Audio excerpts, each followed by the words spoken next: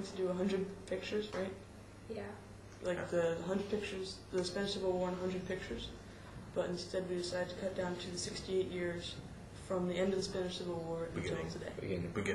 Beginning of the Spanish Civil War. So show the chronology of the Spanish Civil War, and then show some pictures from today, such as the one colour photo at the end of the graveyards, and then before that the big memorial across. Movie maker, because we decided it'd be easier for the project, and we put in the pictures, still pictures, for a certain amount of time mixed with the live footage, but we decided to mix the two together so that we could have it all running together and have 4 different screens rotating with the same image at different points. So we could create this idea of war without end, so you could enter at any point, leave at any point, and you'd have seen the whole Civil War within like 1 minute and 20 seconds. Well, not really, but just have gained a general overview. Yes, that's the tap. And also the whole sort of presentation was silent, because we believed that the pictures and the little video clips sort of spoke for themselves. And I think most of the people last night said that the silence had a great effect, or not. Was that a good majority of the people liked the presentation, but some people thought that the lack of titles and the lack of sound devaluated the pictures. Pretty bad if there had been, say, 3 pictures, a clip of footage, and then a picture again, and you have no sound for all the pictures, and suddenly you have a burst of sound. Also, we had stops.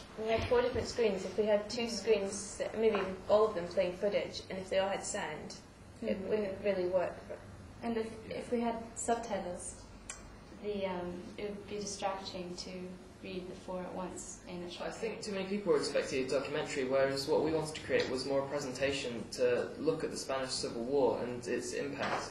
I mean, we weren't intending to teach people about the Spanish Civil War, we just wanted to show them what the emotion was in that war. What all the people went through, and sort of what they believed in the beginning, and then what happened during the war, and then what happened at the end, led to refugees being moving to France.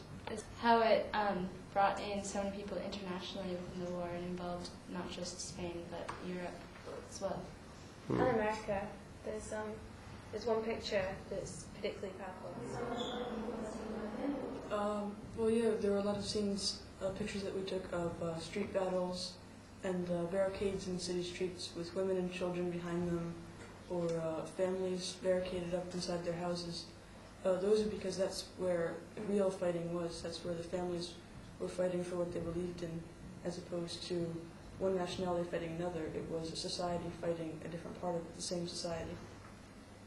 And there were lots of pictures of children appearing to support it. There's one of a group of children wearing jumpers with the communist. Another one of I think they were Welsh children doing the little communist salutes. It was important because the Spanish Civil War was a people's war. It involved everyone. It was people internationally as well as kids, women, men, everybody. Yeah, even pictures of grandmothers fighting in the streets, or the people marching together all proud, and then you look over and suddenly there's the memorial with the hundreds of graves lined up. And it's something you would have to live through to experience, but then when you see the 2 pictures there, you can partially understand to make sure that we didn't concentrate too much on the negative impact of the war. Yeah.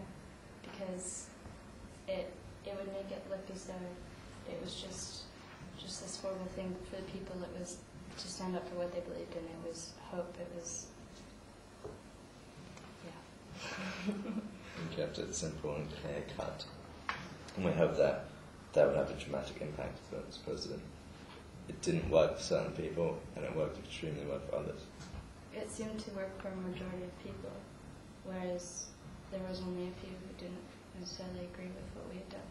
Yeah. The comments were a bit strange because if we had put text or sound on it, as they suggested, people wouldn't have been able to concentrate on all 4 at once, and it would have just been messy.